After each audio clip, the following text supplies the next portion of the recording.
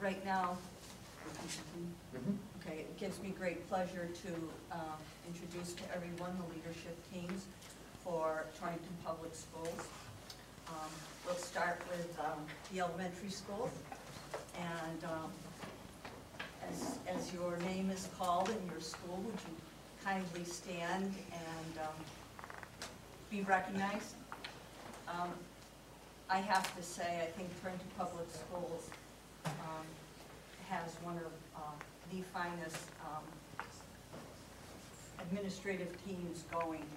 I'm going to just recognize elementary right now because having had the opportunity to work in 5 separate districts, I truly mean I would match our administrators and what happens in our classrooms with any of the other schools that I work in, districts that I worked in, including Canton, West Hartford, and a Hartford correct magnet school. As far as the resources we have, the willingness of the teachers to take the risk, try something different, and really tailor their education for the needs of our students. So I'll do alphabetical order by school. And Mrs. Susan Ferguson from East. Hi, everyone. Joanne Creedon from Ford.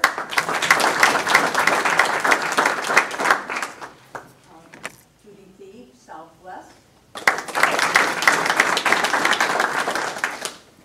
Kathy, are you there? Oh, Kathy Toder. And Chuck Fire. We have a team over there.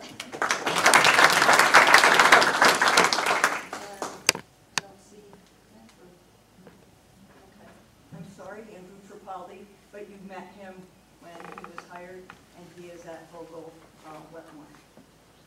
So, thank you very much. Moving to our middle school. Mr. Bain, would you like to introduce your team? Absolutely. On the secondary level? Sure.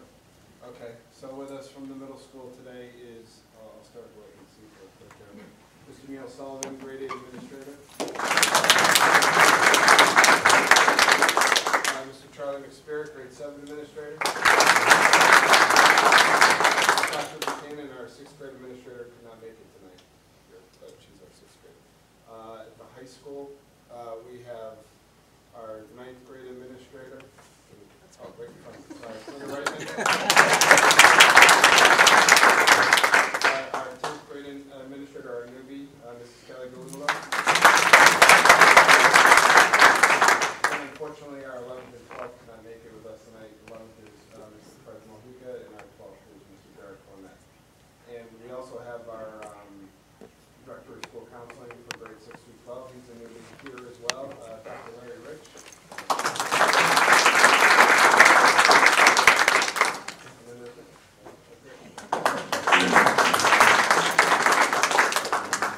And now I would like to introduce to you the people who are in charge of curriculum, both at the elementary curriculum instruction assessment and the implementation of technology for instruction on the elementary level. Susan Blomsky. On the secondary level, Kathy Sosnowski. And Dr. Jeffrey Shannon. Responsible for English language arts and it's social studies, and Jeff is taking on science and mathematics. And then to round out our central office team, first I'd like to, and this is again a part of the reorganization, but this is Yvette Aird, who is our Director of Student Services.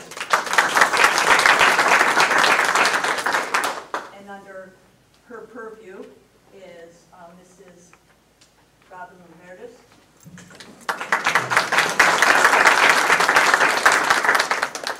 And that was a position that we had in the budget last year, did not fill. And in order for me to do my job, we desperately needed somebody at the central office to oversee extended day and all our expanded programs that we're trying to develop for for our secondary students 6 through 12. I will come before the board with Robin and others as we share with you a blueprint for where we're trying to head with our students to make them career and college ready. Then rounding out, who's in the central office, you can see them sitting here. Mr. Joe Campolita, Human Resources. Mr. Potter, Business Review. Mr. Becerra, Director of Facilities. And that's it. So you see that the majority of our administrators, our amazing administrators, are with our students, working with them close at hand on a daily basis. So our schools operate, they're safe, that the instruction is what it needs to be, and that the requirements of the state with education reform are occurring. But it is, their positions do all focus on the needs of the students. And I'm very proud to say that I'm the superintendent for this district and that I have the opportunity to work with these people. They're my colleagues. They're passionate about what they do. They care about kids immensely. They go well beyond the school day to do what needs to be done to move this district from good to great. And again, it's my privilege to work with them. So thank you very much. Okay. F, discussion regarding appointment of administrators.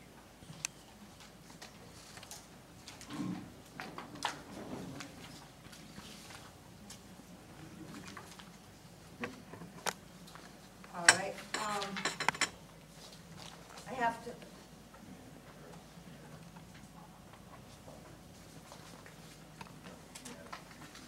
Oh. Director guidance. Yes. That was approved. That one was approved? I didn't think the director guidance was, that was on Saturday? Never mind. No, the only one is Robin.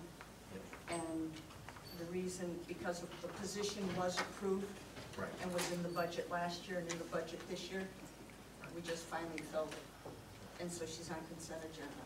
Okay? Okay? Okay. Now, I do this. Nope. Okay. Okay. Now, to clarify and respond to an assistant superintendent. First of all, after having been the administrator for this district for now into my 4th year, I definitely realize that if we can't do something for low cost or no cost, we really shouldn't be doing it. We have to be extremely conscious of the tax base and how we spend money.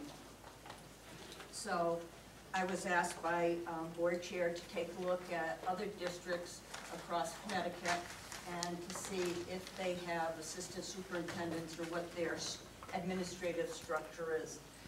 Many districts our size, and today I was meeting with 25, so I took a whole straw poll, and that's anywhere from the Gold Coast to the far east end of the state. And all have the traditional organization of superintendent, assistant superintendent, but then they also, in the superintendency role, many districts are looking at people who do curriculum and operations, so it may include these services. You know, they're tweaking, but they're all come under the umbrella of assistant superintendents. But then they also have backup in the high schools with department chairs, in their middle schools, department chairs. They may have elementary curriculum people. So past the top, then they get very creative. Smaller districts, if you want to say, well, what about Litchfield County? The majority of school districts in Litchfield County are much smaller than us. They're probably a quarter of our size. And so they may not have, or the superintendent may just be responsible for an elementary portion of a town, or they may be responsible for a secondary piece that takes several towns. Like when you look at Region 7, they have a principal for Barkhamsted and New Hartford, and then they have another superintendent for 6 through 12. So it's, you really can't compare Torrington to the surrounding districts. They're just not our size. So back during budget time, it was raised about, with the organization, I heard it several times, about when the chairman would come in and have a meeting with me, and how many times the meeting would get interrupted because of other things that were happening in the building and that I took on as my responsibility. And he questioned how could I, as the educational leader and the person with the, creating the vision and the mission for the district and trying to get people to buy in, how can I do it if I was continually disrupted? And so I did some research about an assistant superintendent, and first and foremost, I would not come forward with this without eliminating the position. I just wouldn't do it. Okay? So, in response to Mr. Cavanero's earlier question. The second thing is that I have 3 reasons why I think an assistant superintendent is needed. First of all, currently in the central office, and this is no offense to the gentlemen who are sitting on my right, but neither one of them, and it's not required in their capacity, but they do not have an 092, which is an administrative certification. They have certifications for the jobs that they do, or they have a college degree for the jobs that they do, but they do not have an 092.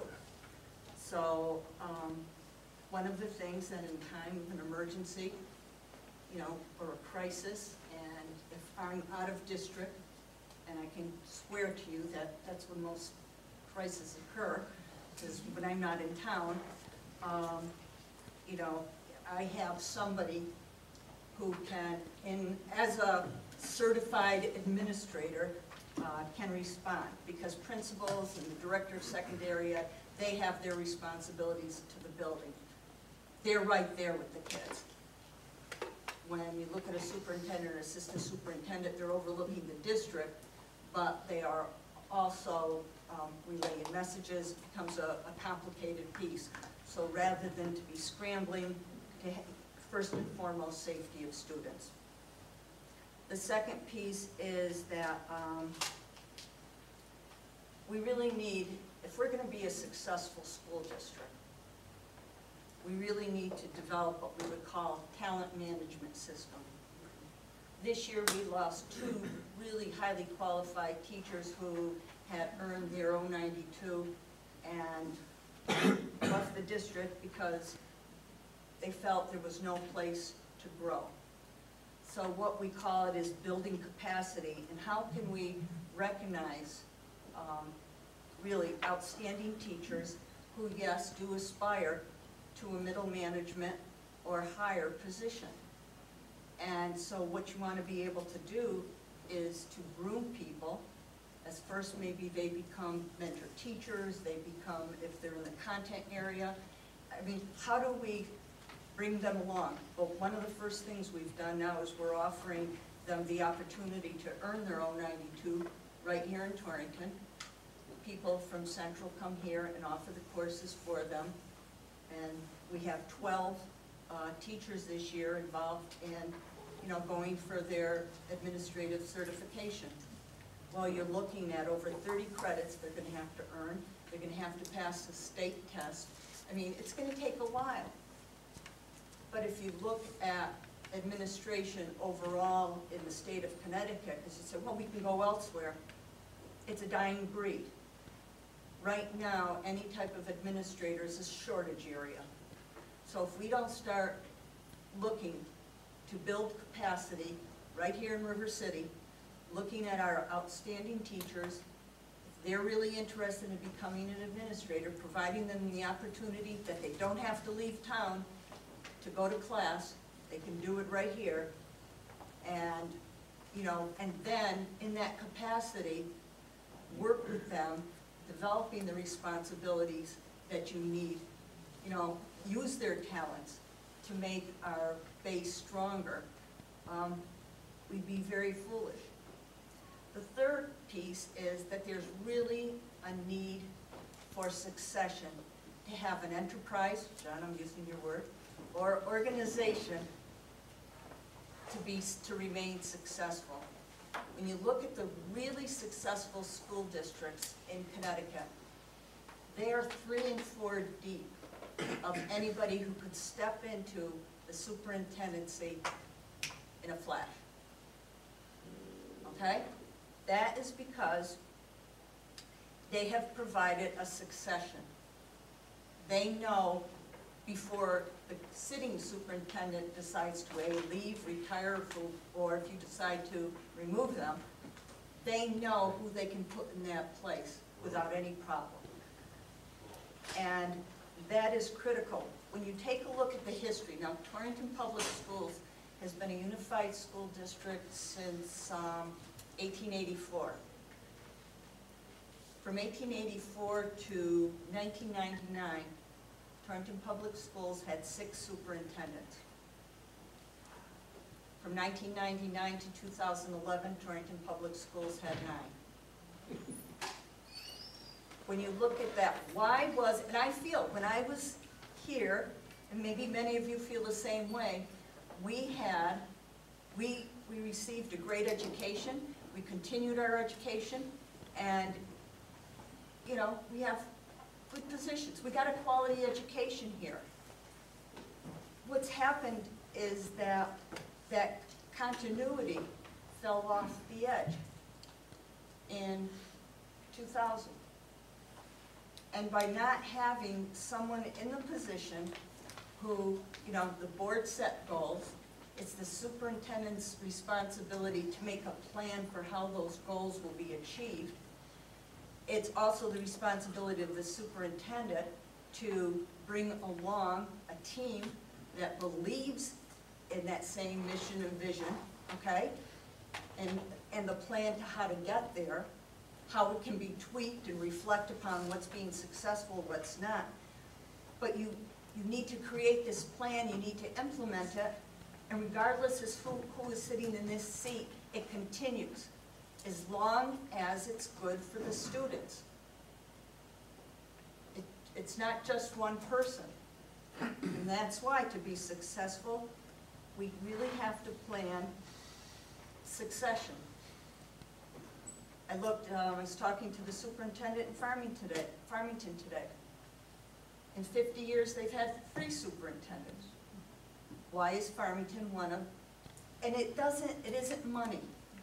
I mean, yes, that helps because then the students entering have had many more experiences to bring to the table for learning. But it's more important is that what's put in place and what's good continues. And then you're doing more than rather planning and rebuilding, you're reflecting and adjusting. So I did keep cost in mind. I want this district to be safe.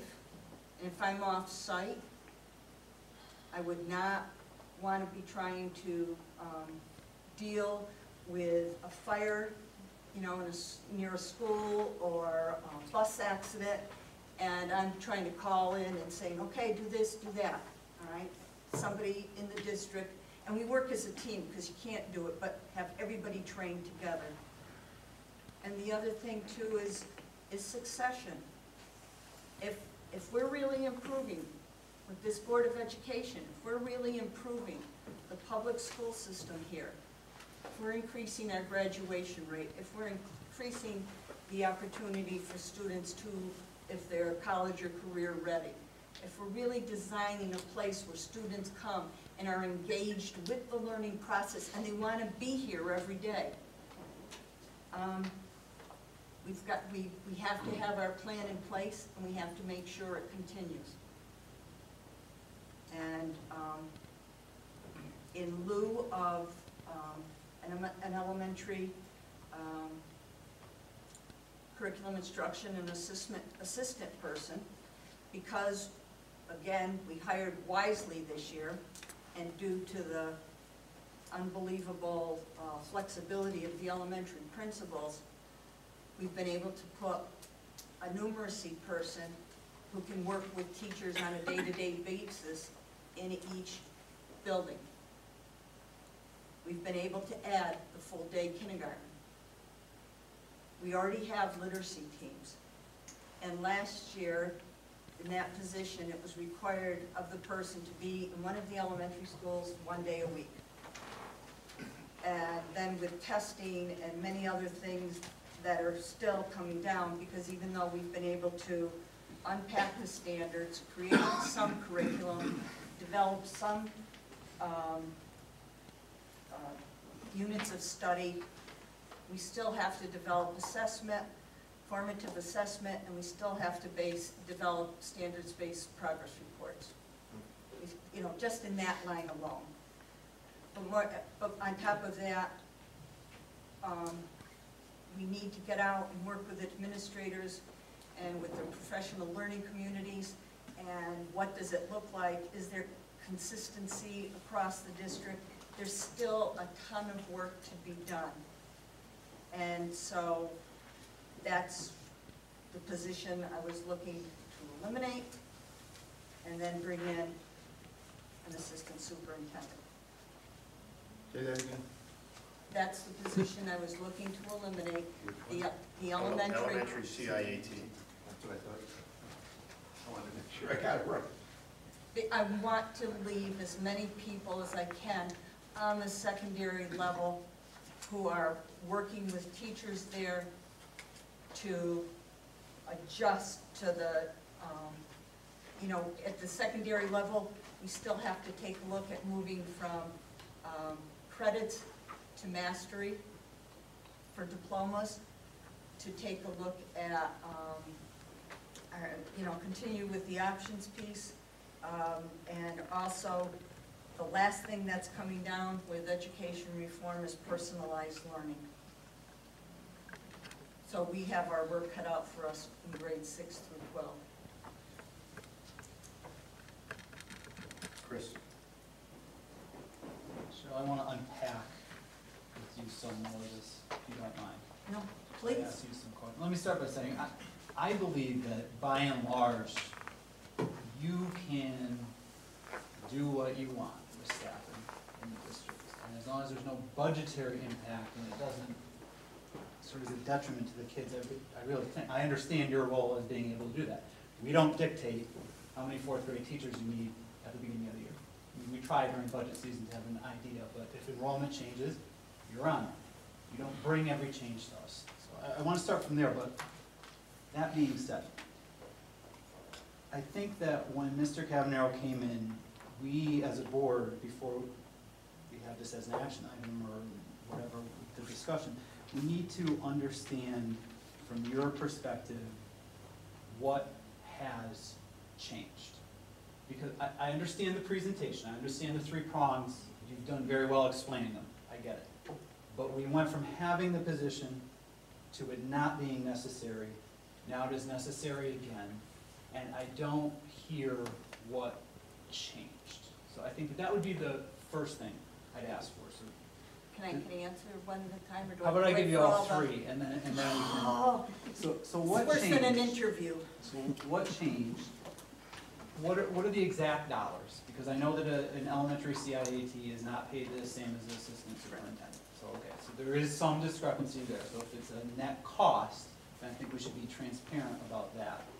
And then I think the natural question from your presentation is, where did you hire, or from where in the budget did you hire the team of numeracy personnel that's in place? What was the cost associated with that? How did you do that to enable this position beyond the chopping block now? And I do agree with you, so those are my three, and I do agree with you that if you are going to cut from the administration, that's where to do it. I think the elementary schools do so well, and that's not to say that they don't need all the help they can get, but the extra focus, in my opinion, is much more needed on the 6 through 12. So I think that's enough to start. Okay. What changed is last year when we started with education reform, and I thought all bases were covered. Because by putting an administrator on every grade level, that was to make small communities within the larger community. That was, one, to be able to do the TE evals, two, that families and children have somebody to go to, okay? Then we added the three curriculum positions, because with what we had to do last year with our Common Core and making sure all teachers understood what they were, that was, we were going straight out. Last year didn't count with our assessments. All we're gonna be marked upon is how many students participated, okay? This year, when we take the SBAC, it's gonna count. And this form of testing, we showed you last year, but we can show you even more in depth this year. We needed to get our curriculum tighter, and we needed to get the units of study, and that was done during the summer, and a lot was written, but we didn't finish. And because we lost time. And then we also have to create the formative assessments that go with those units so that students have first of all, so teachers know what the assessments look like, what they ask students to do, and that also includes the ability on technology to do it. So what changed though? But that was there, but we didn't get there. Is it, the we way it didn't is. know at the time of the prior reorganization that all of this, what it would look like on the ground? Yes. That's what I'm Yeah, not looking for no. a really long answer, just, Okay, but that's the We biggest recognize thing. the We shortfall? didn't, yes, that's what I'm hearing, but I just, yes, I failed. It's Tell easier the to truth, print. I failed. no, it's not, It to was- know where there's a shortcoming is not, We made a A bad mistake, plan. it was too much work for one person. okay. That's I could simple not- enough. We made a mistake and it was too much I work just for think one. we shouldn't dance around that. That's what, I said it during budget. Yeah. As a, We as a have talked board, about we this. made a mistake, it was too much work for one person. I mean, it just was. I said it back in February, and I say it now. Okay, so for the dollars and cents portion, there is some difference. in those two. $10,000 difference, but we still have $37,000 in our administrative budget, salary budget. Due to delayed hirings? Due to delayed hirings, and last year there were 2 positions we didn't fill, and we condensed it to 1 this year. So we had that position too. There were 2 administrative positions we didn't fill last year. And so when we when we continued with the restructuring this year, we moved to a director of student service. I have a whole chart for you if you'd like to see it. Okay? Yeah. The simplest answer was our business director is $10,000 cheaper than our last business director. So there are other efficiencies, but the Yeah. That's the change easiest way, it's in right there. delayed hiring is That's just even more. this year. though. I'm saying that's just this year. So going Yeah. forward, Yeah. that will not be net neutral. Yes. He already has a contract. And then the. But also our central office is a lot less than what it's been in the past. And explaining as far as what Oh, with the, positions yes, are in I'll give you place. a straight out example.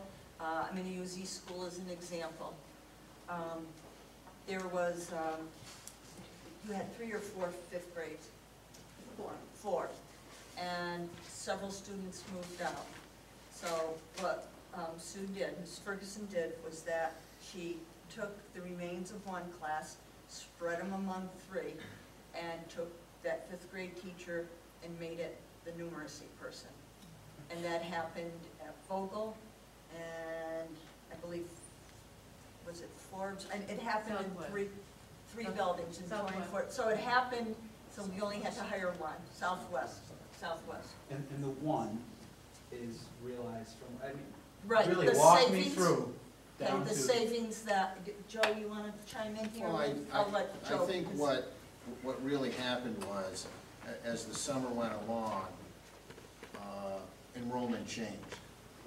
And the example that Mrs. Clocker gave at East School is, I think, a very simple one, where we lost enough kids to not justify having the 4 teachers. We were looking for, numeracy and our RTI support, so we worked smart. We took those remaining kids, spread them out. The class sizes are still within, the confines of what's efficient and doable. We took that 5th grade teacher and made that 5th grade teacher non-numeracy support for the district. For that school. We did that in a So we did that in a number of schools, and situations were different but similar. It was a different grade level, or, but it was a similar type of situation. Because we wanted to work as efficiently and as effectively as we could, because that's certainly a mandate from the board that we've heard over and over again. So we wanted to be smart about not just hiring, but taking a good hard look at things and saying no in some cases, and I'm sure some principals will tell you those stories when we're like, sorry, gotta figure it out. And in other cases, we were, well, let's work together and figure out how to do this best so that we can get the biggest bang for the buck that we have. And when you look at another prime example, which I'm sorry Mr. Cabanero is in here now, but at the middle school, because of how we hired, we came ahead, we came out ahead with hiring that extra team at the 8th grade level. And I think that there's this perception that none of us have heard this before. No, I know you've And heard I'm it all asking of the questions. budget. I know these answers, because it's come through budget, and we know that there have been a lot of deficiencies, and you've done a really good job. But I think that we need to do a better job of perhaps marketing or explaining or identifying where the deficiencies are. That being said, the only thing that concerns me when it's strictly going forward, when it's strictly enrollment-based, is what happens next year if you have enrollment changes going up. Then, in order to maintain this position by this logic, we will have to add to the budget, and that's something we do need to be mindful of. Right, and I would agree, I'm sorry for jumping in, No. Ken, but I would agree, but I think a lot of the hiring and letting go of positions and cutting is always based on that, on the vagaries of who's coming into the district or who isn't. And if what Mr. Nargi's always talking about, if we can market ourselves and really start talking about this district as a place where people should be, I think the board may welcome adding people because of the influx of families and students in our schools. I think a quality school district will bring people to Torrington to live, even if they work elsewhere. Yes, we have the competition that they can bring their child to a magnet school on their way into work if they're in Hartford. We saw that, the numbers doubled this year.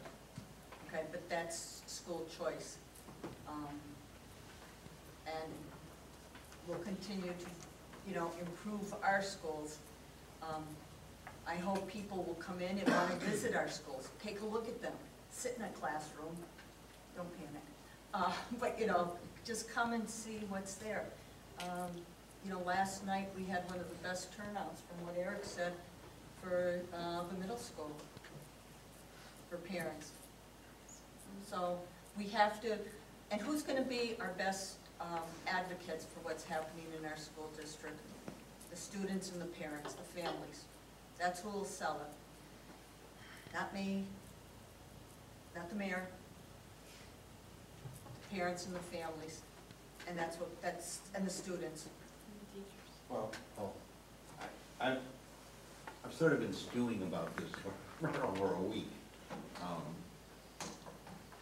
Because I don't doubt the need. As a matter of fact, I was shocked that you didn't have an assistant superintendent in a district this size. I didn't want one because I didn't want it to look like we are top-heavy in the central office, and I. Right. Okay. But I differ with Chris, I respectfully disagree with you. And that is that, I just felt like I got blindsided by an email that said, would somebody of the Board of Ed want to be on the interviewing committee for assistant superintendent? And that was the first I'd ever heard of it.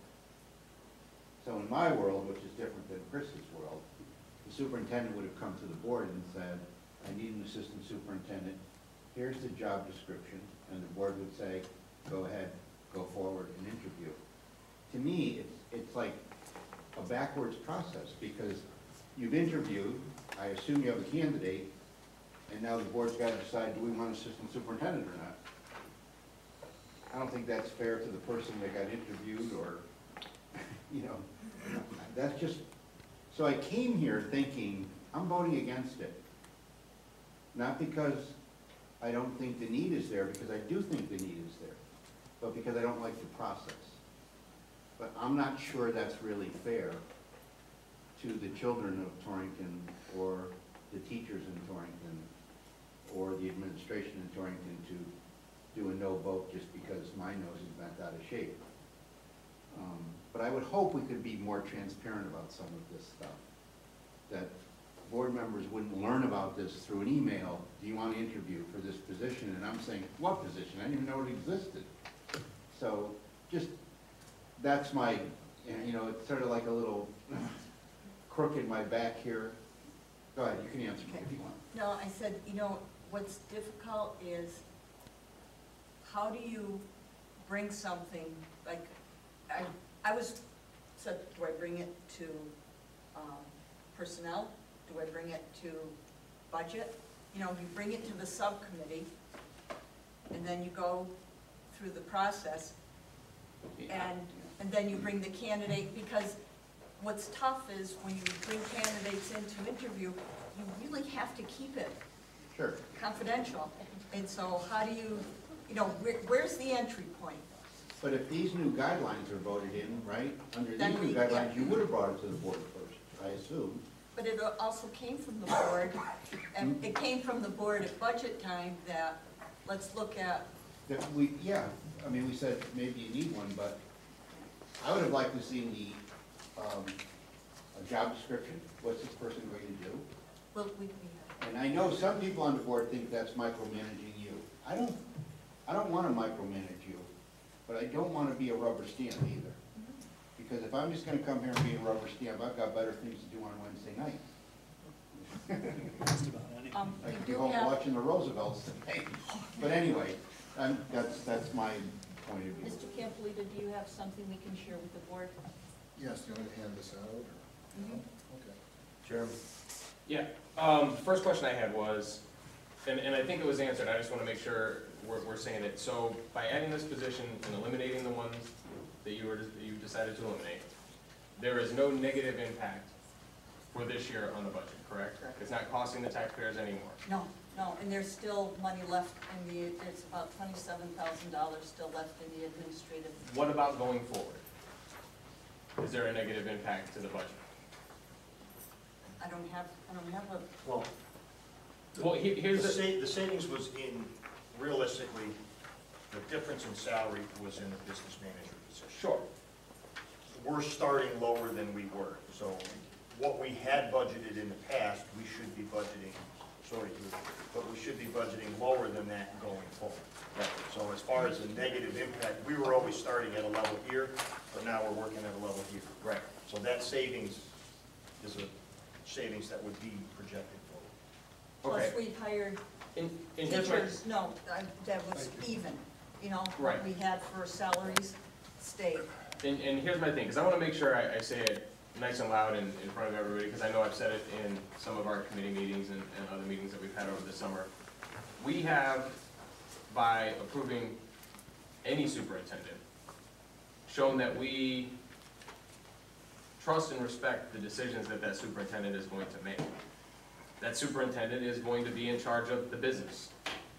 If that business leader decides that some staffing changes need to be made, positions added or eliminated, and they fall within the budget that we have allotted, then I don't know that too much fuss needs to be kicked up about it, frankly.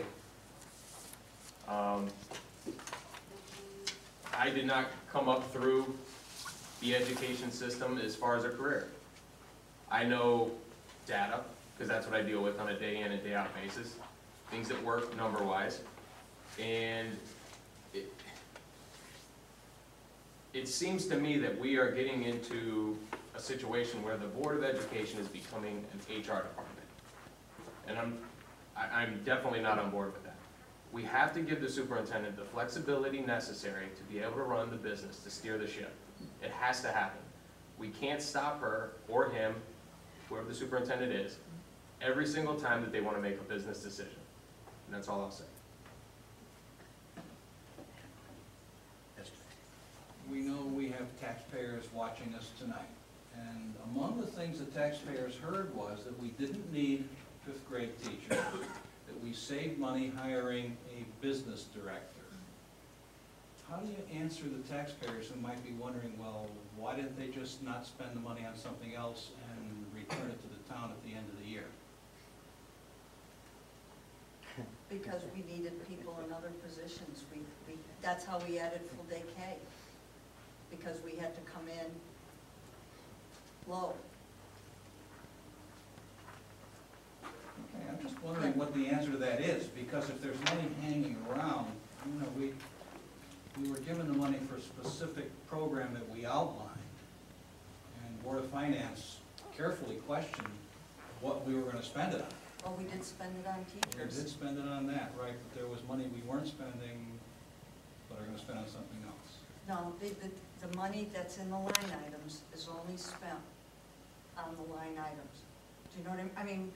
Last year, how many transfers? Maybe a handful all year. We live within the line item that's given up to us. I'm just asking a taxpayer question.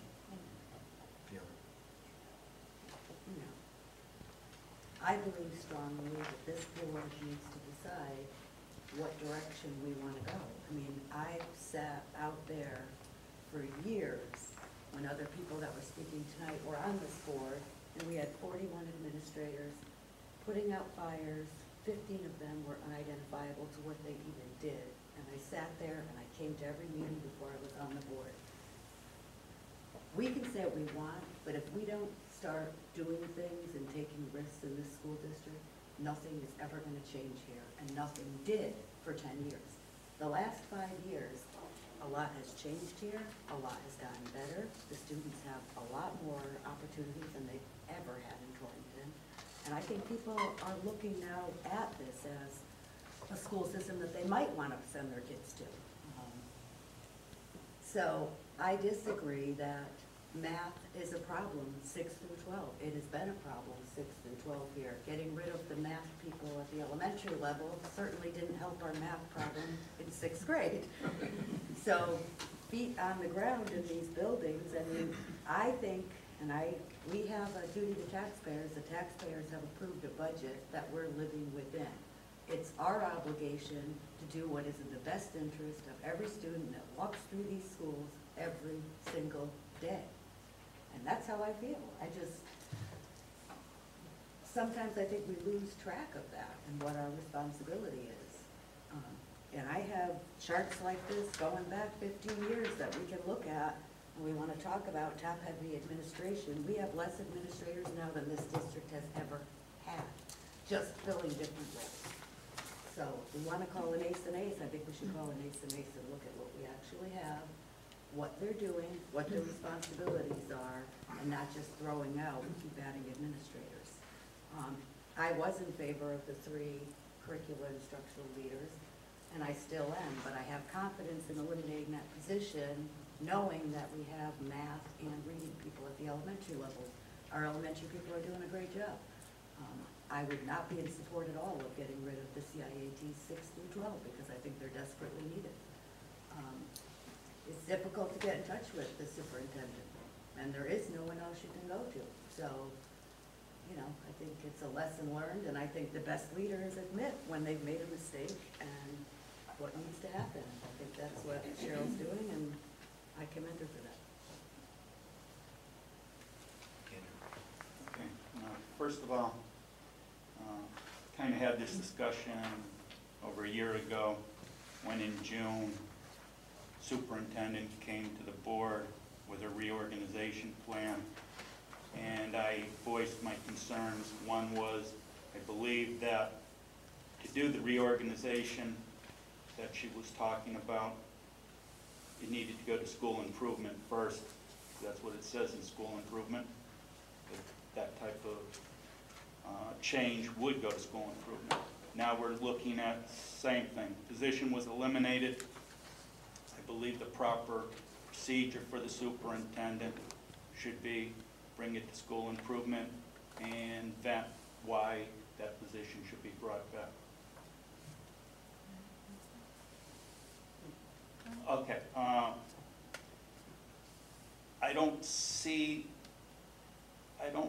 that being said, I don't understand why the superintendent, or maybe the leadership of the board, or the board as an entity, doesn't just want to say, okay, we all see the merit in having an assistant superintendent. I raised the issue when she eliminated the assistant superintendent. You think that was advisable. She was very confident it was advisable, so the board accepted it. But you can't just, day before say, okay, we'll make this change here, board will accept all of these other changes, and then a couple of days later, by the way, I want to just tweak this very important thing here and throw it out at you and accept that it's needed and accept that we don't need to vent it. I'm just saying that it's not just the addition of the assistant superintendent that we're talking about. We should be talking about when she comes forth with a position. It's the second most important position that this board is responsible for hiring. We don't really, we consent to a lot, but we don't, whatever board members think that we may micromanage too much or too little, whatever. Since I've been on the board, we don't do that.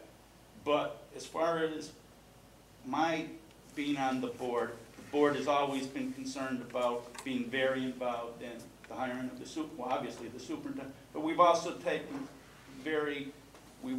had a great deal of emphasis and concern that we were very involved in the hiring and what we expected the assistant superintendent. Wasn't really the superintendent. Yes, superintendent can only bring forth the candidate, but it was always understood that the board was not going to accept anyone the superintendent brought forth unless it fit the parameters and the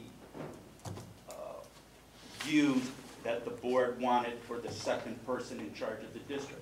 So that being said, I believe the board should say to the superintendent, go through the proper channels, bring it before the school improvement, discuss why you want this position added, but also the board should discuss, if we bring forth this, let's look at the entire, and you may say, well, it's a pain, it's a time-consuming process, but now we should start looking, we need to look at all of Midgeon Avenue and all the positions again, and say, how does this all integrate with what you brought forth just a year ago? It's integration that we're really concerned about. It's you told us to buy into your integrated administrative plan a year ago, and now you're saying, well, let's just add this one here, and it's nothing. It'll just benefit the district. Yeah, it probably will, but it still should be brought forth as a position that needs to be discussed in its entirety of how it fits into place with all of the other administrative positions, and those positions now need to be discussed with potentially hiring an assistant superintendent. I'd like She was looking to, at her that said. No, I said Ellen. Okay.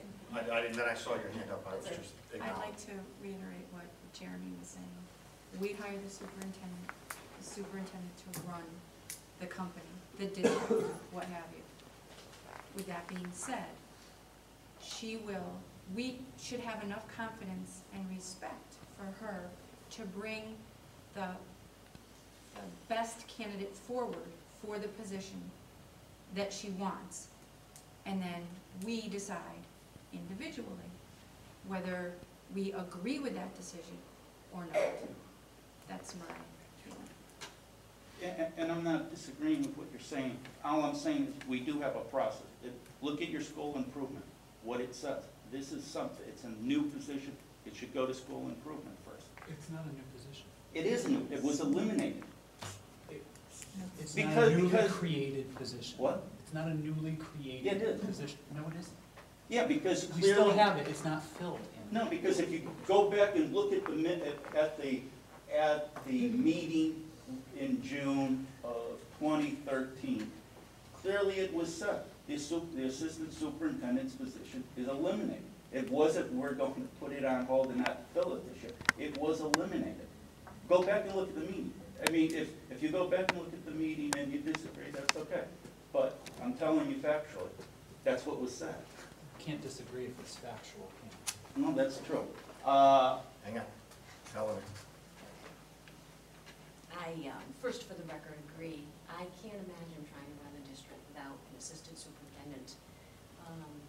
And what I heard tonight from the superintendent was 3 of what I call your 5 tenets of making any decisions from a process perspective.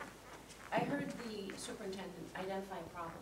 I heard her identify the problem that when she's out of the district and there are decisions that need to be made that impact students, impact the district, she needs that second in command. And with the structure that was developed through the restructuring, didn't provide that. I heard her talk about developing, you have to forgive me, I'm getting over a cold. I heard her talk about developing strategies for the solution for that, which is always my second. I'm looking at what strategies can we look at? Are there multiple strategies?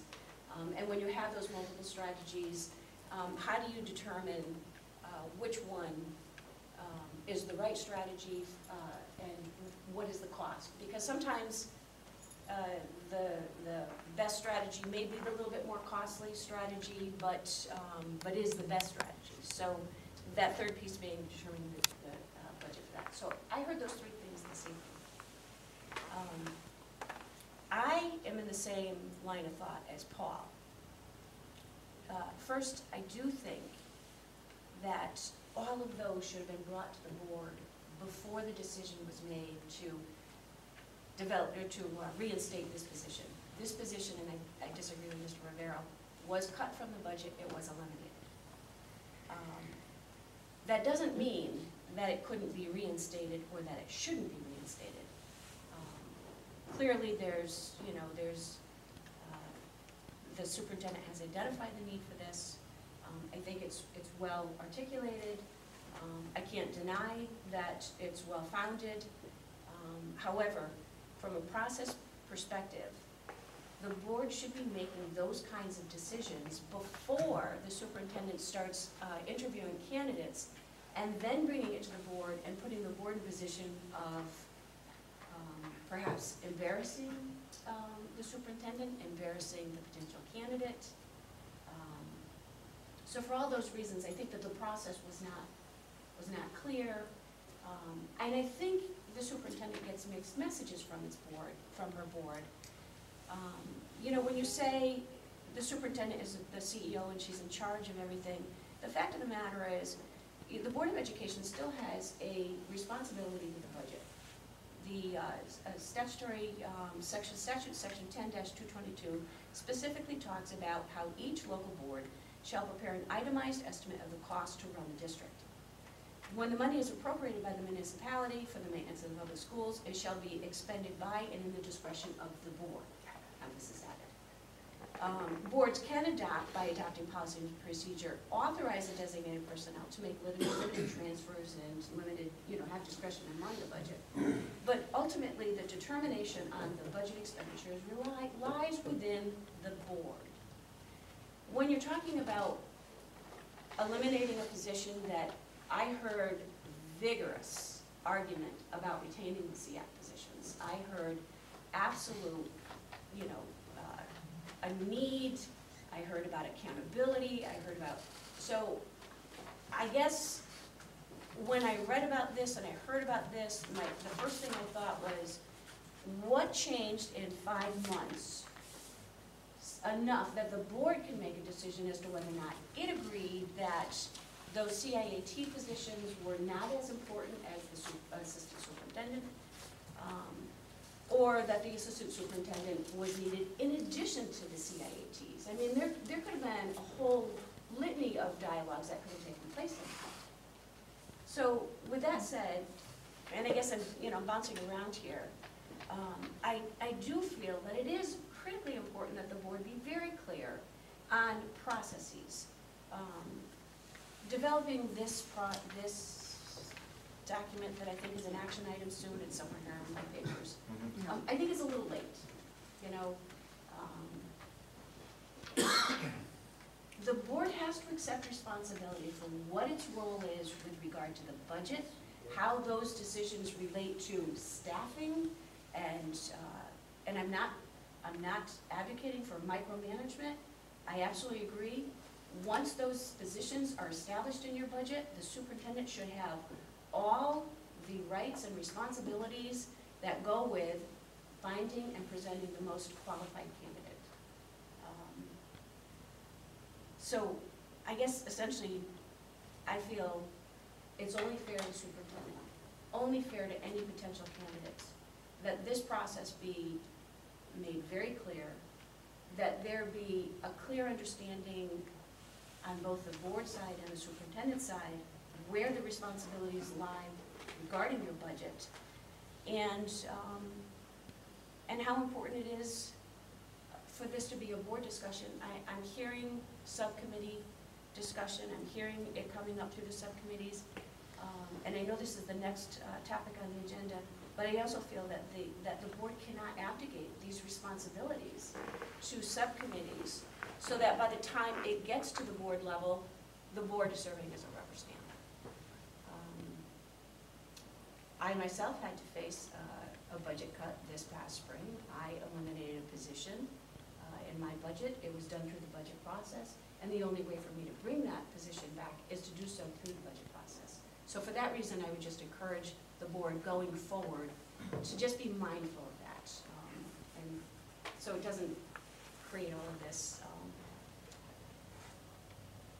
confusion and consternation over the issue. I do want to ask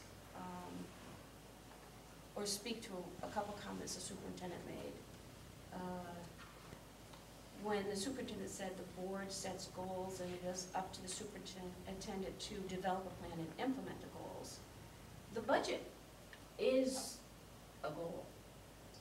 So during the budget season last April, 5 months ago, when one board member suggested that an assistant superintendent may be needed, 9 board members did not agree. They didn't raise their hand and make a motion to add that. So again, looking at this from that perspective, these are where I think you need to be very clear. I could go on about, about building capacity and whether or not that's a goal of the board. I'm not sure that I particularly agree with that as a goal. We have a responsibility to taxpayers. We have a responsibility to the teachers and the students in the system. I don't know that growing future superintendents is necessarily one of those. And as far as the other positions that have been added, here again, I'm looking at that saying I'm not sure that there was a clear consensus on the board as to whether or not those positions are really necessary and whether or not that's the proper structure to bring that forward. I do want to go back to the second question Mr. Rivero asked about the cost. I'm looking at your budget for administrators, and you're saying that even with this assistant superintendent and the economies that you've saved through hiring your business director, and a cushion, is it cushion that you had in there? Because you had two positions in the prior year, and you combined them, that's how you're funding this position. I don't think cushion's an appropriate word, Eleanor. Okay. What's the There was two number? positions that were not filled yet. That's not a condition, cushion, that's an allocation of salary for positions. Okay, 35,000, plus the 10. I'm wondering, where's the rest of the money for, and we haven't talked about the, your other additional position, which is a coordinator of programs? Is that's That was one of the positions that was not filled last year, so the money for that position was there. But I don't see that having been budgeted in this year's budget. Last year, it wasn't filled.